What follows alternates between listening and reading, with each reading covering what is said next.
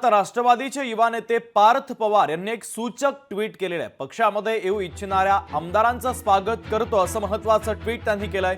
एकत्र येऊन महाराष्ट्राला प्रगतीपथावर नेऊया असं पार्थ पवार आपल्या ट्विटमध्ये म्हणतात। अजित पवारांच्या राष्ट्रवादीमध्ये मोठ्या इन्कमिंगचे संकेत देखील आता दिले जात आहेत। महत्त्वाची आणि मोठी बातमी, राष्ट्रवादीचे युवा नेते पार्थ पवार यांनी सूचक ट्विट केलेलं आहे। पार्थ पवारांचं ट्विट आपण पाहतोय। विकास आणि सुशासनासाठी स्पष्ट जनादेश दिल्याबद्दल जनतेचं मनपूर्वक आभार। विधानसभेतील सदस्यांचं राष्ट्रवादीमध्ये सामील होण्यासाठी मी मनापासून स्वागत करतो।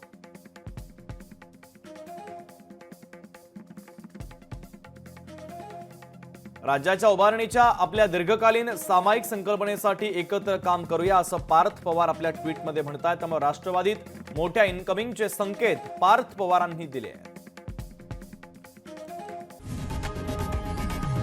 लोकशाही मराठी ऐका, पहा, जागरूक रहा।